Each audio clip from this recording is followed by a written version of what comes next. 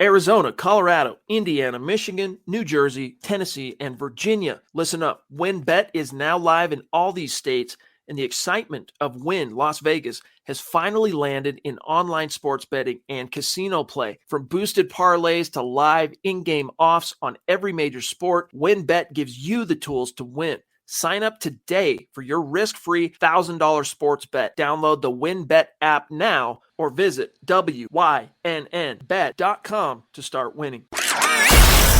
You're listening to the Huddle Up Podcast with Chad Jensen and Zack Kelberman. Join Broncos Country's deep divers at milehighhuddle.com and sound off. And now it's time to drop some knowledge.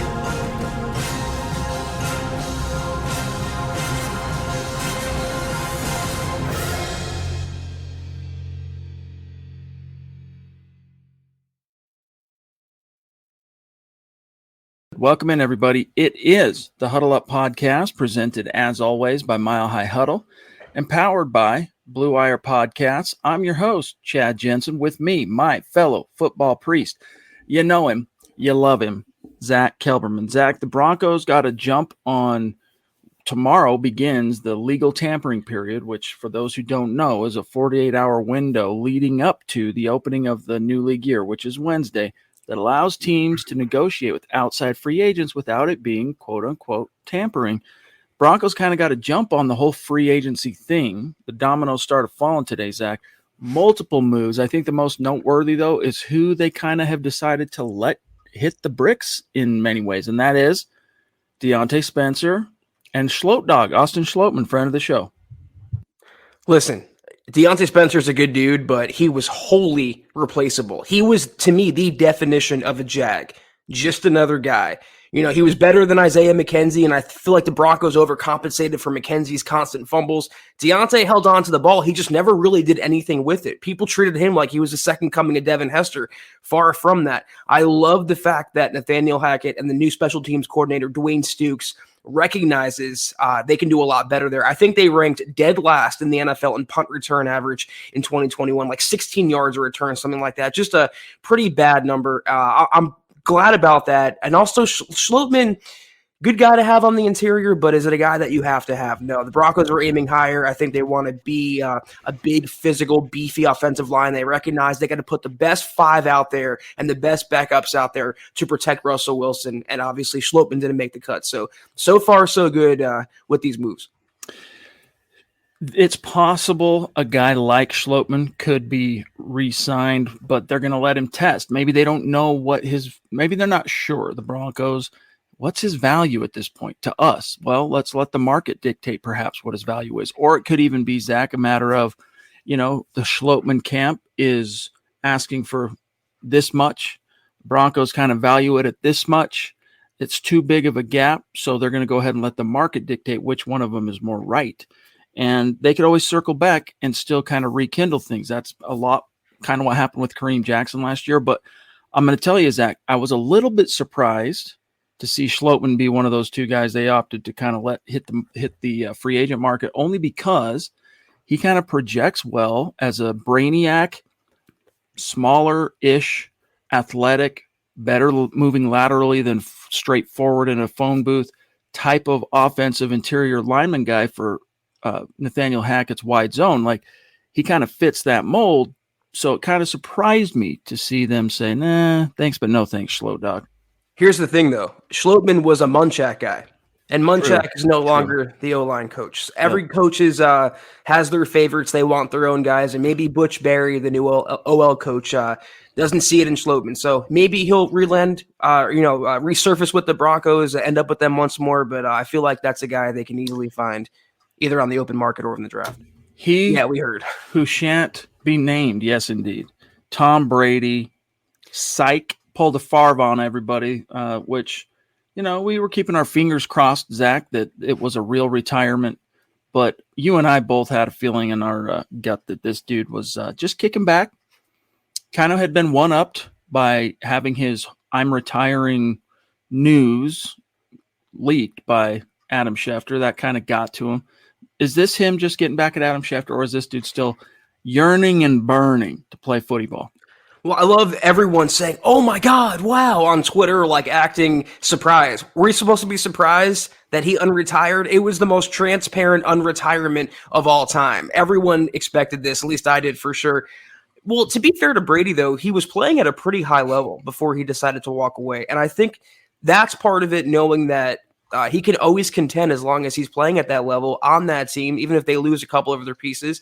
And also, to be spiteful. I would never put that past Brady. He loves playing like social media mind games and being cryptic and doing this and that and being at the forefront of every storyline. He's very much Aaron Rodgers in that he's all about himself in a lot of ways. So, I could see him spiting Schefter and getting back at those reports and doing things on his own time. But that's Brady for you. Hey, shout out to the folks in the community who got into the room early, started creating a conversation. Our great moderator, Dylan, of course, presiding, but shout out to Kathy Lund, Dave Millage. I'm seeing Mile High Mike, Alfonso jumping in early, Dale Fleming jumping in early. This is great stuff. Bronco Fan 99 really bringing it early. Chance Davis, very cool to see. And James Hyatt, what's good, big dog? Yes, indeed, bright days or brighter days are soon to come. They're right around the corner. Zach, let's talk about the deals the Broncos handed out today. In case y'all missed it, I almost forgot his name. Andrew Beck. How could I? Fullback, tight end. Going to be a restricted free agent. The Broncos said, nah, we don't want to do a tender. Let's just negotiate on a one-year deal. He's re-signed. And similarly, was poised to be a restricted free agent. Calvin Anderson, the offensive tackle. They're like, nah, let's just negotiate. Re-signed. His deal, the details I saw, Zach, 1 year, worth up to $2.5 million, but it's really a 1 year, $1.5 million deal. If he hits all of his escalators and whatnot, it could be worth up to 2.5. But that's the Broncos just filling a couple of small little holes. But maybe the Anderson hole isn't as small as maybe his NFL resume would lead you to believe. I mean, they don't have the Broncos a starting right tackle until today. Like if they had to play football tomorrow, that's your starting right tackle. I wonder, to your point, if this means that Bobby Massey is not coming back. Would they really bring back two holdover tackles? I don't know. Calvin looked decent. I mean, when given the opportunity, he wasn't all world by any means, but I think that's someone you can build around, and maybe Barry saw something in him.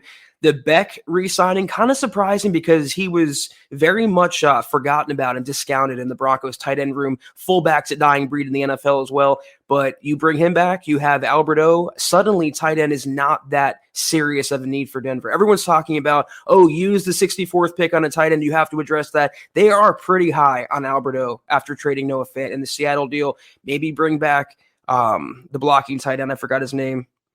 Saubert, there you go. Yeah, I mean, just bring back a couple players like that. You have Beck, who has versatility, but I feel like he can be, talking about the West Coast system, it makes me think of the Niners in this day and age when they have Kyle Juszczyk. He can, I'm not saying he's going to be that, but maybe he can serve that role. If he can help out the offense, he can help out the running game with Javonte, maybe catch a couple passes out of the backfield. It's exciting because it makes me feel like Nathaniel Hackett and Justin Nowton have a plan for Andrew Beck, and I want to see what they can do with that plan unfolding. All right, Zach, let's say hello to Tim Jones on Facebook real quick. What's good, Tim? Thanks for being with us, big dog. He wants to know, can we trade Bradley Chubb and bring in Chandler Jones and Vaughn Miller? You could trade Bradley Chubb, Zach, but the plausibility, how realistic it would be to trade Chubb and then bring in both Jones and Miller, I mean, you'd really be stretching the bounds of the plausible. Yeah, this isn't Madden. That's one of those questions where we can answer with those three words. You do that in Madden, a video game. I don't think that's all that practical in real life. It's going to be one or the other. And from what I'm hearing, Chad, Chandler Jones is the Broncos' biggest target in free agency, which starts pretty much a couple hours tomorrow. They're going to go hard after an edge guy, and maybe more so than Vaughn, they're targeting Chandler, which would be a tremendous get for George Payton, furthering what's already a playoff caliber division ready to challenge the Chiefs roster. Yeah. By the way, Albert, Tom Brady himself on Twitter announced he's coming back. He's not retiring. Chad, real quick, I had I just lost my train of thought and I got it back. About, I wouldn't take from one. I mean, you're talking about trading a penciled in starter in Chubb to maybe re-sign two more. The problem with that is you don't have any longevity there because neither Chandler nor Vaughn are long-term building blocks. They're great right now and in the afterglow of the prime of their careers, but they're not guys that are going to be there for 10, 15 years. Maybe Chubb blossoms into that. That's what you have to hope for. So it's not all that realistic. It's one or the other. The Broncos need him to blossom, that's for dang sure. Talking about long, Tom Brady's long in the tooth. And look, here's what he said. All right, these past 2 months, I've realized my place is still on the field and not in the stands. That time will come, but it's not now. I love my teammates and I love my supportive family. They make it all possible. I'm coming back for my 23rd season in Tampa. That's not your 23rd season in Tampa. Anyway, I'm just being an editorial D word. Unfinished business. Let's frickin' go, says Tom. Listen, dude. Curse the football gods. By the way, Arthur, good to see you across the pond in Deutschland. Thank you for being with us, my friend. But yeah, Tom's coming back, guys. The Bucs are going to continue to be a force to be reckoned with in the NFC. But guess what?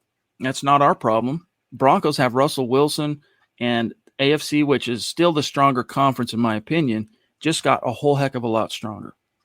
Didn't he, when he retired, cite his family as the sole motivation for him walking away, wanting to spend more family time? Suddenly, a few months later, they're supportive of his decision to go back. It strikes me as Tom wanting the spotlight back on him. He couldn't deal with the fact that everyone was talking about Aaron Rodgers, now Russell Wilson in Denver. But you know what, Tom?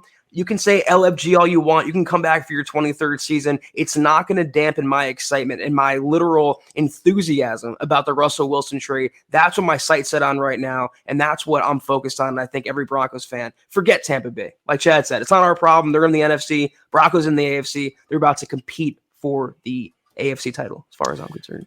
So when we actually published the thumbnail and title of this podcast, it was 4 players that the Broncos had brought back for 2022, but now it's 5. So the Broncos re-signed Calvin Anderson, the tackle, and Andrew Beck, the fullback tight end. And then, Zach, they tendered 3 guys, which I know you just had the story for us. Tell everybody who they also tendered. Well, no surprise here. Exclusive rights, free agents, 3 of them so far. I mean, the news is still coming out. Brett Rippon, quarterback.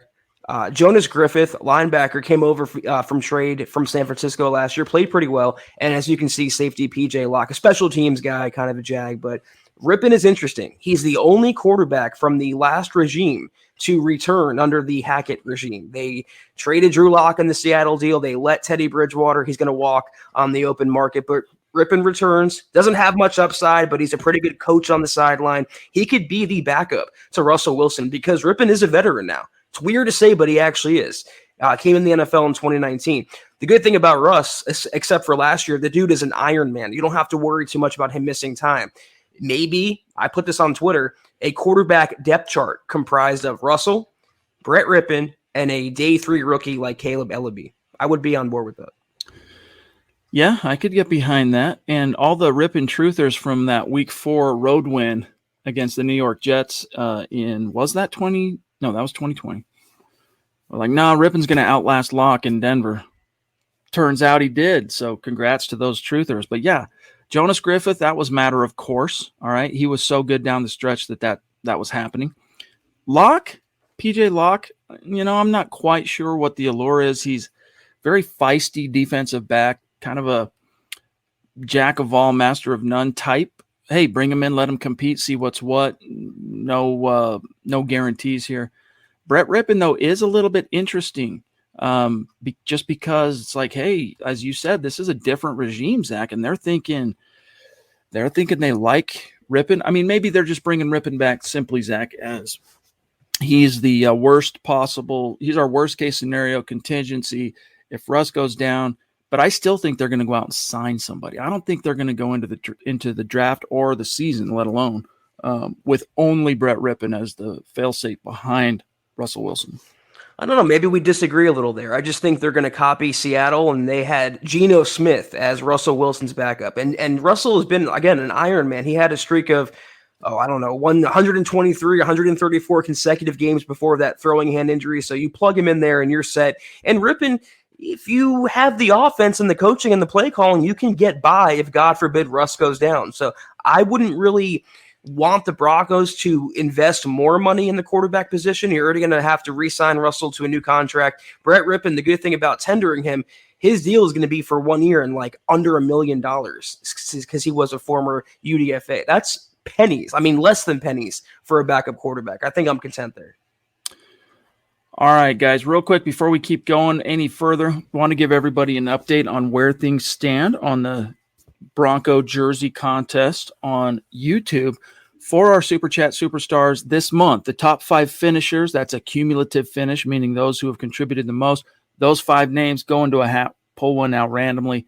They get a Broncos jersey of their choosing. And the same 5, Zach, are in the top 5 from when last we were with you. That's the DWI guys at 1.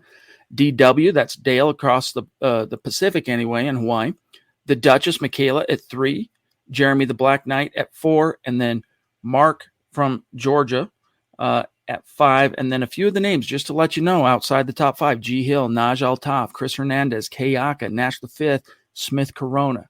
And then as far as our Facebook goal, we're trying to hit 250,000 stars this month. When we do, same thing. We're going to raffle off a Broncos jersey of the winner's choosing, and only those who contributed to the goal are in the running for that. And we are at 44% to goal, so we're on pace. And a lot of that is in thanks to David Wilder, one of our great supporters on Facebook.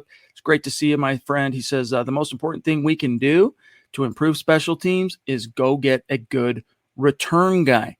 Yes, indeed, Zach. And there are some options out there better than Deontay Spencer. They already did make the biggest move, and that was firing Tom McMahon, because he was the culprit each and every year. The players change, the results never change, and that's coaching. But yeah, I mean, again, Deontay was wholly replaceable. He was the definition of a Jag to me, and whoever Dwayne Stukes signs off on, I think we're going to see an upgrade in field position. We're going to see an upgrade on productivity. They ranked dead last, I mean, by a wide margin in kickoff and punt return average. Whoever they get to replace Deontay on that side of the ball is going to do pretty well. And I had Drew Hollenbeck, a great viewer of the podcast, Chad. He mentioned a good player on Twitter to fill that role, Tariq Cohen, former Bears running back, going to be a free agent. That would solve the Broncos running back need if they don't bring back Melvin Gordon, nice third guy to have. And also he has speed if he's healthy on punt return. So I'd be on board with that. Good call, Drew. Also a guy that George Payton's going to be pretty familiar with from his time in Minnesota, scouting, of course, and staying on top of what's going on in the NFC North. Chad Beach jumping in. Appreciate you, my friend, on Facebook. Says, good evening, Priest. If we end up getting Lyle Collins, would he fit in our offensive scheme that we'll be running? I'm just wondering on that. Thanks, guys. Love the show. Thank you, buddy. I don't know if he's the most nimble on his feet right tackle in the NFL. Big dude. I think he could pull it off, especially as the right tackle. That is more often than not going to be your power side.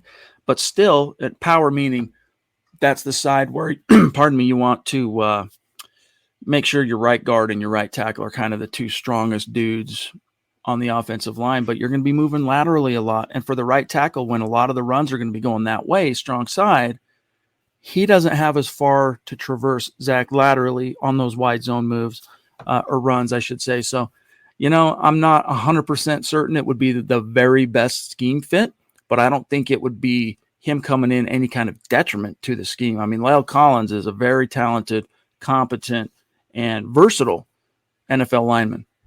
Yeah, I just dropped the article. I wrote kind of a column where I'm calling for the Broncos to trade for Lyle Collins, give up a day 3 pick to Dallas as a counterpunch to what the Chargers did, which is acquire Khalil Mack to pair with Joey Bosa. The number one priority, the most imperative thing the Broncos have to do is placate Russell Wilson by any means possible. And by placate, I mean keep him freaking upright. Number one, that's the goal.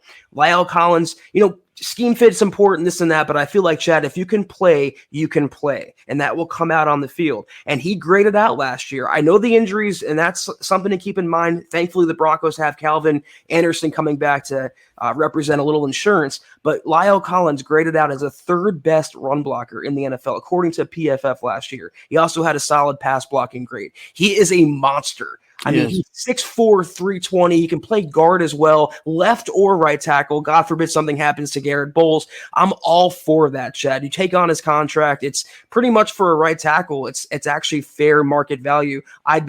That's the number one move, the trade that I want George Payton to make.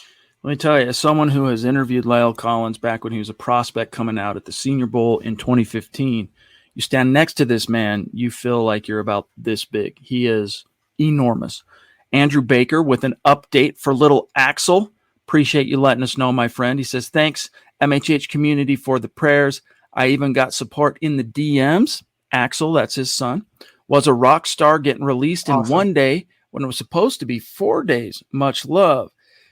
This is so good to hear, my friend. And I knew this is what we would hear. I had zero doubt in that. So great development. Give him our best. Tell him he's a little stud.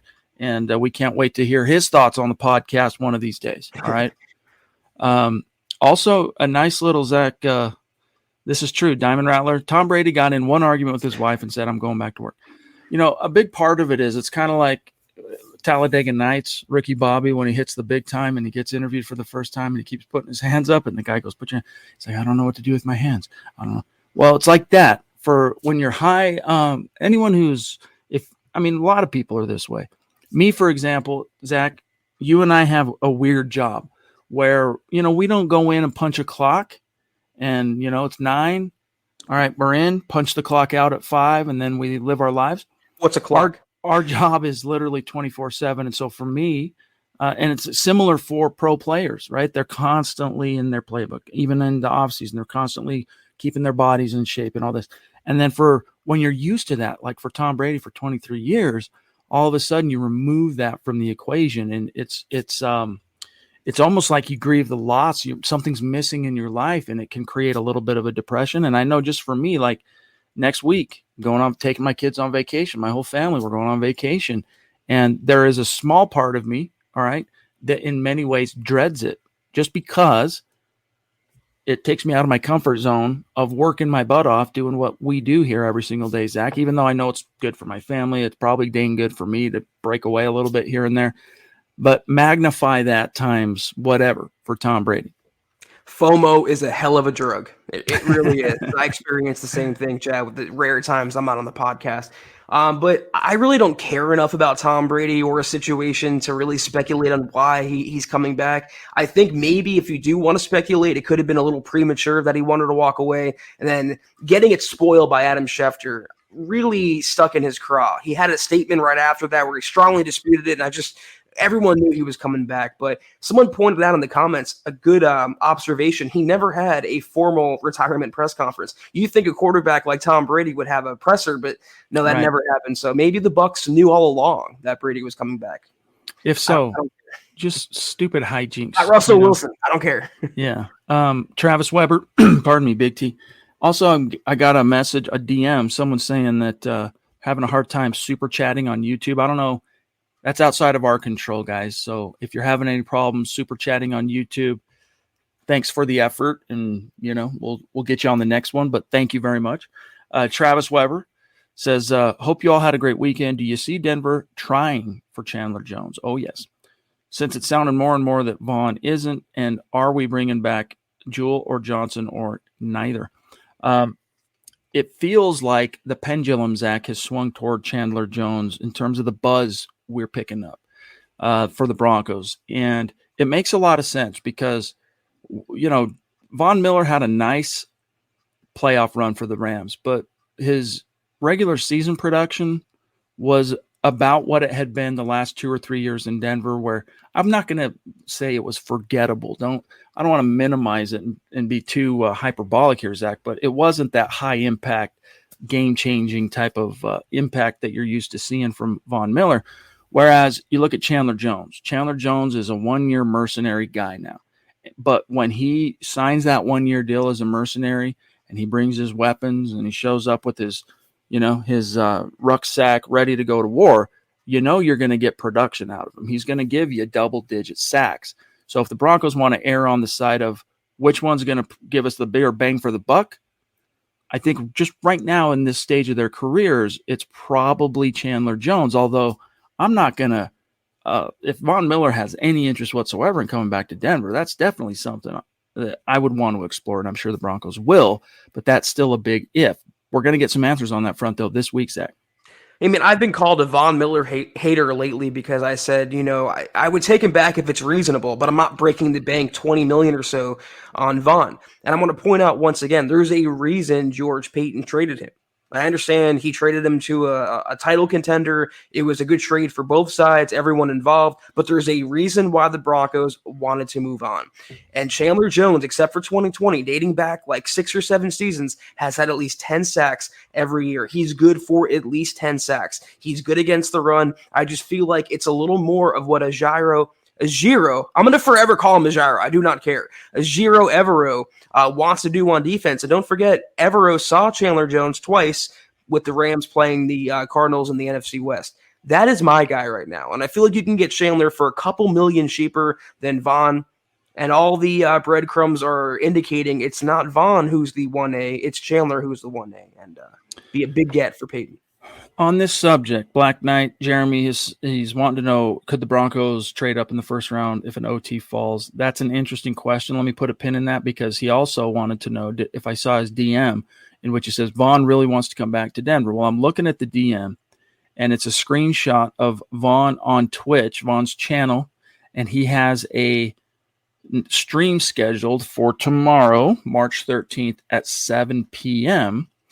We don't know necessarily what the context of that stream is going to be. I don't know how that could mean that he's coming back to Denver. You'll have to explain that one a little bit more to me, Jeremy. Is it on the Pat McAfee show? Not on the Pat McAfee show.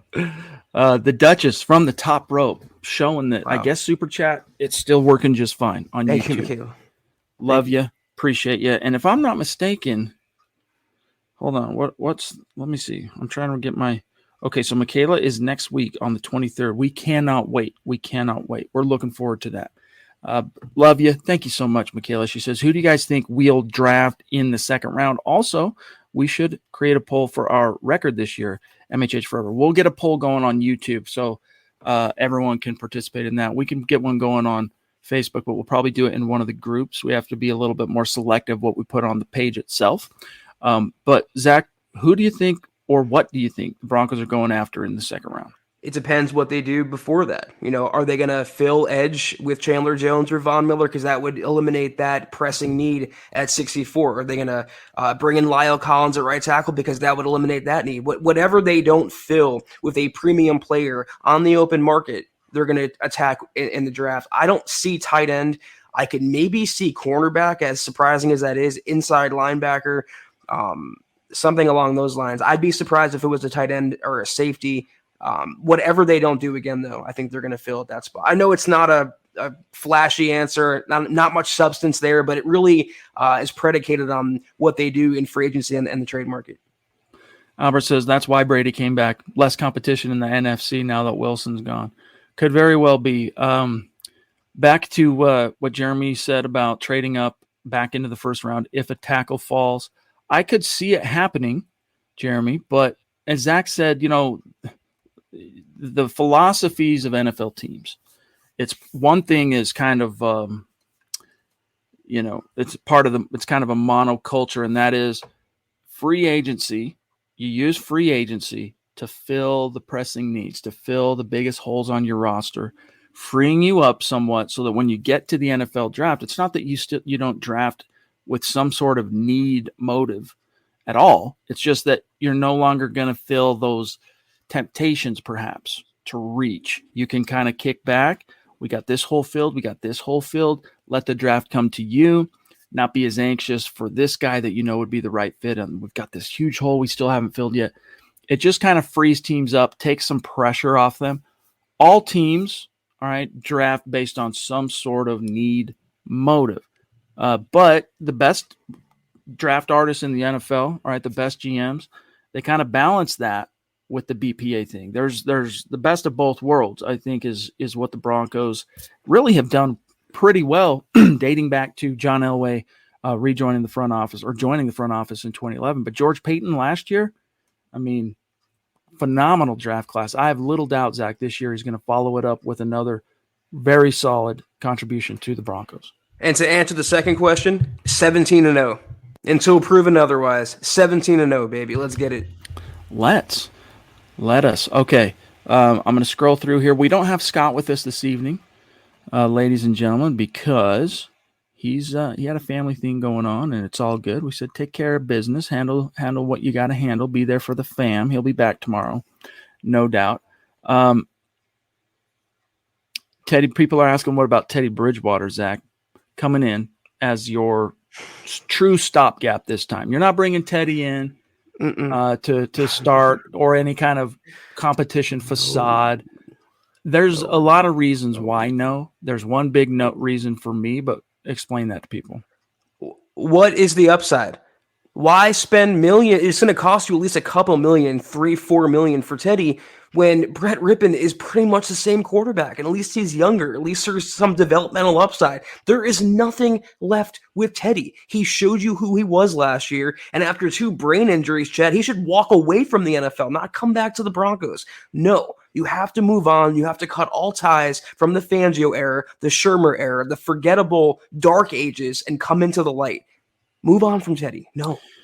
Plus, look, Russell Wilson is a bona fide stud, won a Super Bowl, 9-time Pro Bowler. He's not going to have any problems gaining support in the locker room. But one thing you want to avoid is the potential for creating any sort of who is our alpha in the locker room. And where Teddy was the alpha last year, like he was the guy, as much as some of us in media and fans didn't like that the Broncos went that direction. As soon as they did, one of the reasons perhaps motivating them to do so was just the way that Teddy came in there and basically just everyone coalesced around him, and he kind of commanded the leadership thing. So you don't want to bring him in and,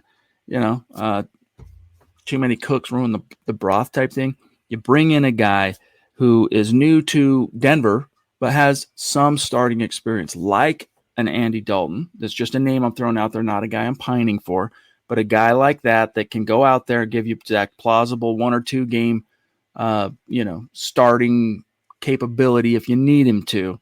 Keep the ship afloat while a guy like Wilson, if he bangs up a thumb or whatever, can lick his wounds. Michael Ronquillo, though, Zach, actually, you have something to say. I just wanted to say, like, Teddy had the temperament that was acceptable for Grandpa Vic and half-baked Pat Shermer. I don't think Teddy's temperament coalesces with that of Nathaniel Hackett, who's literally bouncing off the walls. Yeah. And if Teddy was free, I wouldn't bring him back. Put it that way. Michael says when KJ Hamler is healthy, he could be a special teams returner. He could, and he's definitely got that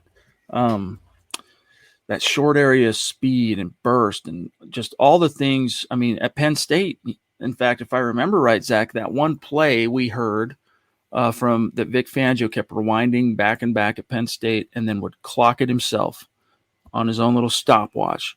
It was a punt return that he took 80 yards to the house or something like that, where he was able to get up a full head of steam, so to speak. Problem is, how important is he to your offense? Cortland Sutton, Jerry Judy, Tim Patrick. That's going to be your top 3. But, Zach, if you turn on a Russell Wilson highlight reel, all right, from his time with the Seattle Seahawks, a lot of those plays you're going to see is him bombing it deep over the top to a smaller, kind of slight but speed demon type wide receiver like a Tyler Lockett, guys like that can burn through the secondary, get over the top, and then he would drop it in the bucket. Sutton's he's more of a 50-50 ball guy. Like, you put it up there, back shoulder, he'll go up and get it. Tim Patrick, similar, but more of a possession guy. Neither one of those guys, Zach, is going to just blow by a secondary. KJ Hamler can.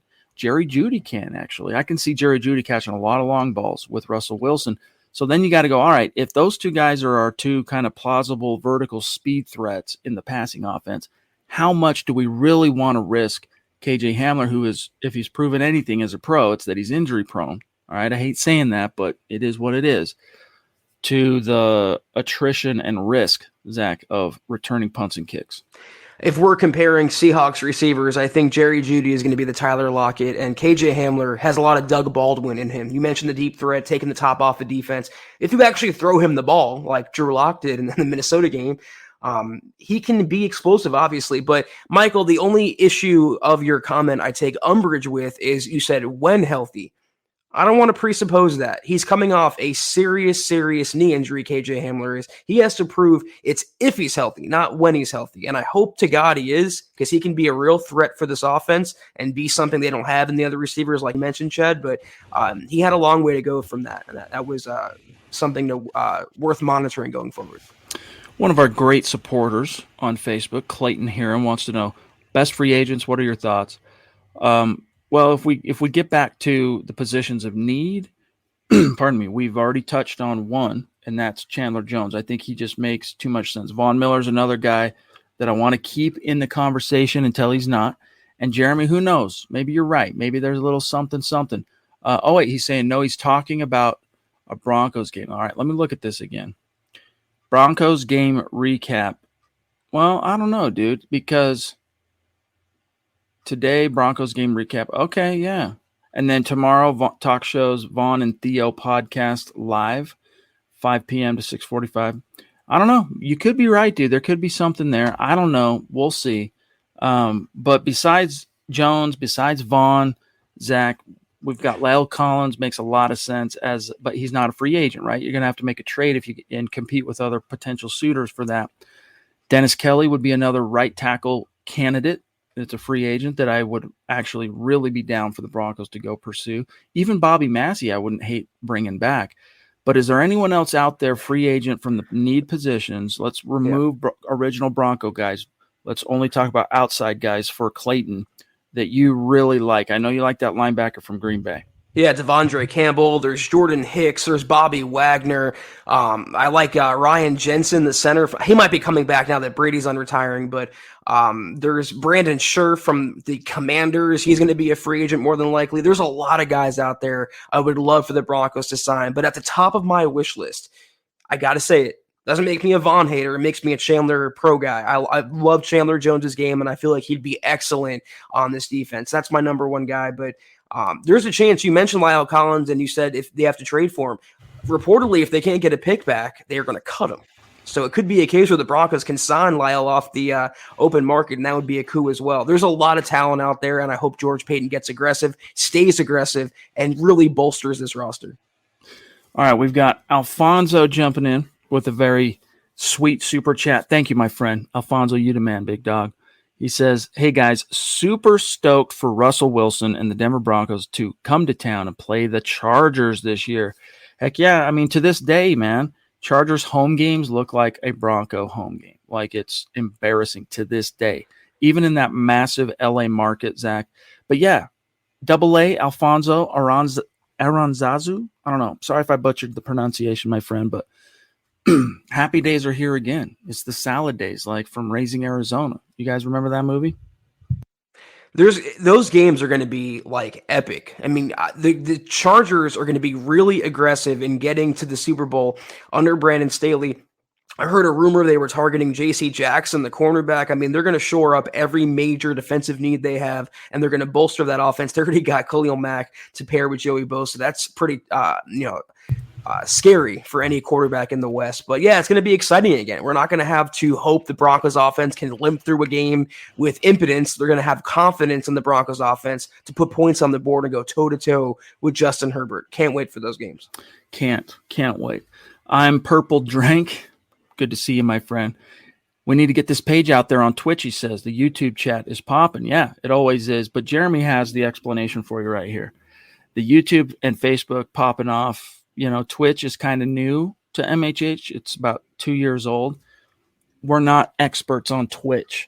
Like Zach and I, we know YouTube. Zach and I are experts on Facebook. All right. But Twitch, it's kind of still a Wild West in terms of, you know, Twitch as a platform, Zach, they still don't know, do we want to cater only to the video game streamers, or do we want to make this a live stream / podcast live show platform for everybody? And I received an email from one of their higher ups, unsolicited, by the way. They reached out to me during the football season saying, Chad, please keep doing what you're doing. We love what you guys are doing. We're trying to get as many NFL media and sports media and this type of these podcasts onto our platform. Please keep doing what you're doing. But Zach, I don't like to invest my time into Twitch. And this is no offense to our Twitch audience, because they make it so hard on the creator, on the publisher to actually profit from the content and the people you're bringing into Twitch. They make it very convoluted, very difficult. And so we stick with what we know in terms of where we put our energy, Zach, and that's Facebook, that's YouTube, and that's Twitter a little bit, but we don't really focus our efforts on streaming Twitter. It's more stream Facebook, YouTube. Unfortunately, we do have Jeremy to kind of guide us and give us advice. Yeah. A lot of people don't know that not just because you have a following or whatever, a sub count, that means it's revenue or it's profitable, page views or otherwise. A lot of people don't know that Twitter is a really bad income stream. It's good for your own personal brand, not good for making money. So, Jeremy, we appreciate anything you can do to show us the ways of the Twitch verse. Is that what they're calling it? All right. Got the metaverse. Might as well. 43 minutes. Albert saying, hey, let's bring Chad Kelly. There's another quarterback we let go to a different team. What's Chad Kelly up to? Swag. He's in the CFL, I believe. The three former Broncos quarterbacks are either in the USFL. It might be the USFL, but I think it's the CFL. Or did Paxton go to the CFL? I thought I forgot these names. This is all PTSD recurring for me, but one of those two. All right, so Chad Kelly, according to Wiki, I'll tell you where he's at right now, Albert. He is a let's see. Chad Kelly is an American football quarterback for the Toronto Argonauts of the CFL, played college ball at Clemson and Ole Miss. Mr. Irrelevant for these Denver Broncos back in 2017, right? Wonder how the vacuums are in Canada. Beware, Chad. That's right. G Hill. Wow, dude. Thank you for that very generous super big dog. You've been so consistent lately. Hey, let us give you a little thank you for your support and shoot us an email with your t-shirt size and shipping address and let us send you out a little something as a thank you. He says, what's up, guys? I'm ready for the season to start. Just want to say subscribe, like, and share. MHH for life. Denver Broncos for life. Thank you, buddy. Seriously, it means a lot to us, big dog. Yeah, and if you have a comment, question, concern, let us know in the comments. We'll be sure to read it out. Thank you, G. Travis Weber's trying to jog memories here for helping Albert. Trevor Simeon, Brandon Allen. Nah. Russell Wilson. Let's keep it there. Yeah. Ron Dubb, legendary super chat superstar. You getting ready? Yes, sir. Sharpen your pencil, dude. Here we go. Ron Dubb says, hey, guys, in your opinion, which Denver defensive back will have the most interceptions next year, and then which wideout has the most to prove this year? Jerry Judy for show. Yeah, for show. Dude, Jerry Judy, highest drafted wide receiver in Denver Broncos history, didn't score a touchdown in year 2. Now, look, in year 2, he had an injury that kept him out nearly half the season, so there is context to explaining why Judy's second year was so forgettable, but when he was on the field, Zach, he was a relative non-factor in terms of splash plays that affect the game. I mean, he still got his in terms of he had a few very productive games catching passes from Teddy in particular. He and Teddy kind of had a thing, but that got interrupted when he got hurt so early on in the season and then missed so much time. But I'll answer that. It's got to be Jerry Judy as the wide receiver. Yeah, for sure. Defensive back, I'm going PS2. I am all on the Patrick Surtain hype train. I think for sure he's going to be a Pro Bowler, if not all pro. To Evero's credit, he coaxed a really solid season. I think his name is Darius Williams, the cornerback from the Rams. He made him into a star. I think he's going to do the same with PS2, take that next step forward. He might lead the league in picks. That's how high I think of him. So for sure, I'm going PS2, and I do agree Jerry Judy, who's going to do more this year, Chad, thankfully, than run fake jet sweeps 100 times a game. Hallelujah. G Hill again. Thank you, bro. How many times Teddy gets sacked in 2021? Well, let me look that up. I'll tell you. Stand by it. If you want to know, let's see if it Pro Football Reference. He was sacked 31 times last season, and that was in 14 starts. In 15 starts the year prior for Carolina, he was also sacked 31 times. So 31 sacks. There you have it. Oh, you want to clarify this for people? This is a good opportunity. You should probably tell people what's up with that. Yes, guys, I am 100% Broncos.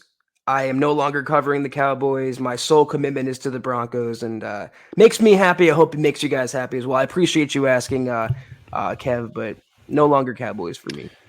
He's like, yeah, dude, I'm ready to go 100% Broncos. I'm like, let's do it, bro. It's right here for me. I can't deny it. Can't deny what's in my heart, Chad. Heck yeah, dude. And it comes out in the wash that way. Michael's stoked for Russ. Let's go. Amen. Guys, we are about out of time. Yeah, Purple Drank for, what was that, Zach? So we've left CBS 24/7 July of 19. Yeah. So up until the from August of 19 to February of 22, Zach also covered the Dallas Cowboys for Heavy.com, but no longer. I'm just happy to be back to my original home, Chad, on here with these podcasts with you and writing Broncos content. It's so exciting right now to cover the Broncos with Russell Wilson. This is the year. It's happening. For anyone who remembers that podcast, it's happening. That's right. What was that? Prom night? All right, guys. We might get out here a little bit early tonight. Let me circle back real quick and see. And no, JD, I'm not an undercover Cowboys fan. No relation to Dallas. No relation to the Cowboys. They paid the bills. That's all I'll say. It was a job, guys. Here's what I wanted to bring up real quick. So Dalton Reisner, his draft mates in 2019 were Noah Fant and Drew Lock, right? Those were the Broncos' first 3 picks in the 2019 draft. Well, of course, he's excited for Russell Wilson coming into town. And one of the first things Russ did after the trade was consummated was got on a FaceTime, both with his wideouts and with his offensive line. And Reisner detailed that conversation and how that went to the Nick and Cecil show on 104.3 The Fan. But he also made it clear, Zach, that it was a little bit bittersweet. And I want to read this quote that he provided to The Fan and get your take on this real quick. Here's what Dalton said, quote, "You guys asked me what it was like when I first got the news yesterday. One, it was awesome. You hear about a guy like Russell Wilson, not only a great quarterback, 9-time Pro Bowler, but an amazing dude off the field, an amazing representation of a man, husband, father, teammate, all that good stuff. I'm also going to miss my boys, Noah, Shelby, and Drew. I know it's a part of the business, but especially Drew and Noah. They were a part of that draft class with me. So I'm going to miss those boys, and I know they're going to have a lot of success in their careers," close quote. I mean, yeah, if it's like when you go through school with friends from middle school to high school, from high school to college, what have you, you end up forming a bond and it deepens your friendship. So I'm not surprised that Reisner said that. It's actually pretty classy of Reisner to acknowledge the players on the way out, because everyone's excited about Russell and much of it deserved, all of it deserved actually. But there is also 3 players that are exiting and 2 once highly thought after players, another in Shelby Harris, who's been a really underrated starter for Denver for quite a while. So I appreciate Reisner saying that. And truthfully, though, he's lucky he wasn't part of that deal. But that's another story. The Boogmeister jumping in, pardon me, with a super chat. Thank you, Boog. He says, "So excited to see Wilson throwing it up to Cortland Sutton. The PIs he will get this year will be crazy." Yeah, I think Cortland Sutton, when we get asked the question, who stands to benefit the most from the arrival of Russell Wilson, I think Cortland Sutton, first and foremost, is the guy at the beginning of the line there. But really, it's everybody that catches passes and touches the ball on offense. And that includes Javonte Williams, who, today, in fact, while I was doing some busy work, I had a clip pulled up of a few of Javonte's big runs as a rookie, and it's just like, man, this dude is just fit to be tied. Like, he is ready to just be the man. And I think the Broncos are going to make him the man. I think Melvin Gordon, I mean, you never say never. It is the NFL, but he's going to be looking for a little bit more money and a little bit more in terms of promises of what his role is going to be than I think the Broncos are prepared to offer him on either count, because Javonte is the truth, and he's going to benefit big time too, Zach, from Russ. I think that's a storyline that no one's talking about right now. Obviously, the Broncos are loaded at receiver and tight end with Alberto, but who is the best running back, would you say? It's an obvious answer. Russell Wilson ever played with in Seattle. That would be Marshawn Lynch. Oh, yeah. And who is the guy that's drawing comparisons to Marshawn Lynch? that would be Javonte Williams. Otherwise, Wilson had the likes of Alex Collins and Chris Carson, Rashad Penny. They're not as good as Javonte is. He is going to be a 1,000-yard guy. The Broncos are going to be a top 5 offense, and they're going to put points on the board. I literally cannot wait to see. You said it best, Chad. Anyone who touches the ball, not just receiver, but every player in the offense, they're going to blossom, take not just 1 step forward, 3 steps forward. Can't wait. Can't wait. And guys, guess what? Tomorrow when we come back, all right, 6 p.m. Mountain, 8 p.m. Eastern, Huddle Up Podcast, we're going to have a lot to discuss because the legal tampering period will open. There are going to be deals happening like crazy tomorrow. So be prepared for that. It's going to be a gas. You're going to get Broncos for breakfast on the Bright with Nick and Scott. But for now, yes, indeed, Nathan, the Broncos won the exclusive rights to Zack Kelberman in the Kelberman Bowl by defeating Dallas. That's absolutely true. But for now, we're going to dip on out of here a little bit early. Nash the Fifth, thank you, buddy. Good to see you. Good evening. I'm excited to see how KJ is going to do with Wilson in this West Coast offense. KJ, get healthy, dude. Get on the field because Russell Wilson's deep ball is chef's kiss. I mean, it's boom, right in the pocket, right in the bucket, baby. It's going to be so fun. But again, though, I hate to be a wet blanket. Briefly, it won't matter if the Broncos can't keep Wilson upright. They can't protect him. They got to address right tackle. They have to swing for the fences, and they have to fortify that position. But that is going to do it for the Huddle Up Podcast. Great conversation tonight, guys. Appreciate everyone tuning in on this beautiful Sunday before free agency. And it seems like it starts and ends earlier and earlier every year, doesn't it, Chad? The legal tampering period really starts at the combine and deals get made. And by Wednesday, the new league year, everything's over. But in the meantime, until tomorrow, guys, follow us on Twitter at Huddle Up Pod. You can follow the main account for all your Broncos news, analysis, rumors, transactions, and more at Mile High Huddle. You can follow Chad on Twitter at Chad and Jensen. You can follow myself at Kelberman NFL. If you haven't, if you want a hat like Chad's wearing, if you want a shirt like Chad's wearing, go to huddleuppod.com and get yourself some merch right there. That's our tentpole store, huddleuppod.com. And also don't forget facebook.com/Mile High Huddle Pod. Like that page, follow that page. If you haven't, please guys, go to Apple Podcasts and leave your football priest a 5-star review for a chance to win. Could be the very hat that Chad's wearing each and every single month. But if you can't do those things, please do these 3 things. Subscribe, like, and share. Not just this video, but every video you see on the MHH channel. It really helps us grow and reach more Broncos fans just like you. That it does. And Kathy and those of you asking about what's going on with Vegas, we'll have some announcements to reveal on that front this week. So stay tuned for that. Before I go on vacation at the end of the week, so I'll be on premises all week. We'll be rocking and rolling. Then I'm going to be gone Saturday through Thursday, I believe. So I will be missing all of next week, with the exception of I'm going to see if I can still make the Wednesday night show because Michaela's going to be on. But you know what? I'll put a pin in that for a second because I might want to reach out to Michaela in the selfish way and see if she would maybe want to come on a different day because I don't want to risk not being on the show when she's on the show. That would be a bummer for me, okay? I'll tackle that later, but shout out to these great supporters on Facebook who threw down tonight to help support the content, help support Zach and I, keep the lights on here at MHH. Andrew Baker, so stoked to hear everything good with Axel in his quick recovery. Tabitha, Nathan, Travis, Wyatt, love y'all. Appreciate you, each and every one of you.